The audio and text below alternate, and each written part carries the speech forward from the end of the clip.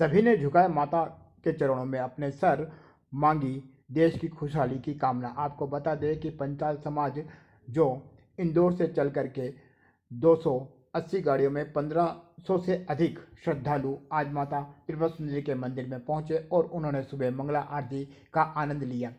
वहीं आपको बता दें कि 51 शक्तिपीठों में से एक है माँ त्रिपुरा सुंदरी का मंदिर, जो दक्षिणी बांसवाड़ा के अंदर स्थित है। यहाँ पे राजनेता तथा सभी ने माता के चरणों में अपना फरियाद लगाई तथा एक लंबी चुनरी यात्रा जो 3 किलोमीटर से अधिक की थी उसको लेकर के माँ के चरणों में इन्होंने पेश की और कहा कि यह हमारी कुल देवी हैं।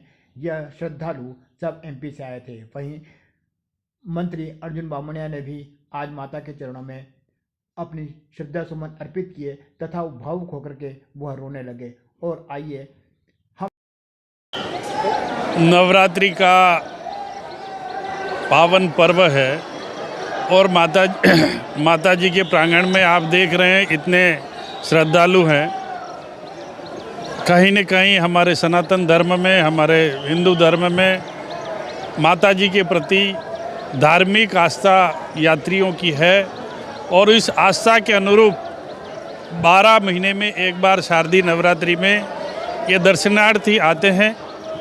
पिछले 2 साल में कोविड की वजह से दर्शन करने में कहीं न कहीं कठिनाई आई थी। इस दृष्टि को देखते हुए दर्शनार्थी जो हैं उनके मन में माता जी के प्रति श्रद्धा उत्पन्न हुई है और ये 52 शक्तिपीठों में से एक शक्तिपीठ है। मैं भी देख रहा हूँ पिछले 35 साल से इसी तरह हर नवरात्रि में श्रद्धालुओं की संख्या, यात्रियों की संख्या बढ़ती जा रही है। और विशेष करके मुझे खुशी इस बात की भी है कि हमारी युवा पीढ़ी जो इस माता जी के दर्शन के लिए सुबह 5 बजे 6 बजे पैदल चलकर आते हैं और माता जी के दर्शन लाभ, माता जी की आरती का लाभ लेते हैं, तो मुझे कहते हुए खुशी है कि माता जी इस वागड़ की धरती नहीं अपितु पूरे हिंदुस्तान पे माता जी की कृपा बनी रहे। हम चाहते हैं कि हमारे इस क्षेत्र में किसी भी तरह की कोई भी तकलीफ़ इस एरिया में महसूस नहीं हो, चाहे वो जनता के लिए हो, चाहे वो पशुओं के लिए हो। मैं कामना करता हूँ आज नवरात्रि के दिन कि मैं पिछले 35 साल से माता जी का उपासक हूँ। मुझे पूर्ण विश्वास है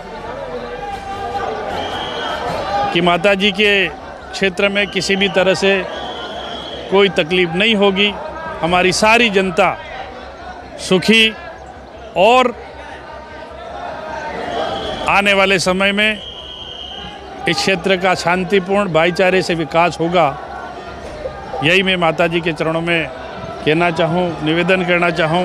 पुनः माता जी के शत नमन करते हुए सभी श्रद्धालु सभी यात्रियों को यहाँ का जनप्रतिनिधि होने के नाते आभार व्यक्त करता हूँ और सभी यात्रियों से निवेदन करना चाहता हूँ कि शांतिपूर्ण माता जी के दर्शन करें।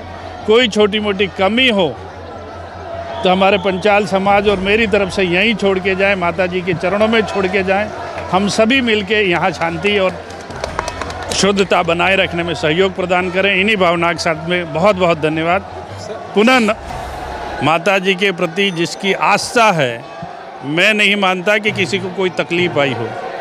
मेरे पाँव में 12 रुपयों की बिन्नी की चप्पल थी, उस दिन से मैं यहाँ आ रहा हूँ और आज मुझे कहते हुए खुशी है और आज भी आस्था है कि मुझे माता जी ने क्या नहीं दिया है। अगर कोई ये महसूस करता है कि मैं माता जी के चरणों में जाने के बाद मुझे तकलीफ़ हुई है, तो मैं मानता हूँ वो सच्चा श्रद्धालु नहीं है। यहाँ आया हुआ कोई भी व्यक्ति, किसी भी तरह का व्यक्ति खाली नहीं गया है। बस माता जी के प्रति उसकी आस्था श्रद्धा पूर्ण रूप से समर्पित रूप से रहे, ये मैं कहूँगा। मैं कहते हुए मुझे खुशी एक बात की और भी है कि पीछे माइंसे हैं, उस माइंसों में 50 रुपये की मजदूरी करने वाला आदमी आज राजस्थान सरकार में मंत्री है। उससे ज़्यादा माताजी क्या देगा, ये प्रत्यक्ष उदाहरण हूँ मैं, ये प्रत्यक्ष उदाहरण हूँ। तो मेरे आस्था में कहीं कमी नहीं आई है। इसी तरह मैं श्रद्धालु से सभी यात्रियों से निवेदन करना चाहता हूँ कि आप अगर आस्था के साथ में आते हो, विश्वास के साथ में आते हो, तो यहाँ माताजी की आशीर्वाद से किसी की झोली खाली नहीं रहे, ये मेरा विश्वास है। सर एक सवाल है, मुख्यमंत्री कोई नहीं रहेगा, राजस्थान का मुख्यमंत्री अशोक गहलोत ही 5 साल पूरे करेंगे और इस जनता की सेवा करेंगे। ये मैं विश्वास के साथ में कह रहा हूँ, माता जी के चरणों में कह रहा हूँ और माता जी की शक्ति के हिसाब से कह रहा हूँ। मेरी आस्था है, मैंने पहले ही निवेदन किया कि मेरी आस्था है। आज मैं रात की 12 सवा 12 बजे जयपुर से चला, मेरे मन में आस्था थी कि मैं बिना दर्शन किए पानी भी मुंह में नहीं डालूंगा, तो मैं नहा के ही आया हूँ। इसी तरह कई संकट मेरे पे आए और मुझे कहना नहीं चाहिए, मुझे 4 डॉक्टरों ने 3 बड़े बड़े हॉस्पिटलों ने मना कर दिया था कि ये आदमी 12 महीने से ज़्यादा जिंदा नहीं रहेगा। मैंने एक दिन माता जी से निवेदन किया कि अगर मैंने कोई गलती की है तो मुझे तुरंत अभी उठा लो, सजा मत दो। उस बीच में मुझे कहते हुए खुशी है कि डॉक्टर ने ऑपरेशन किया और डॉक्टरों ने ये कहा कि हमारी मेडिकल साइंस फेल हो गई, आप किसके भगत हो। तो मैंने दिल्ली के अंदर कहा कि मेरी माता, एक माँ जिसने जन्म दिया है, दूसरी माँ है जिसने मुझे पुनः जन्म दिया है।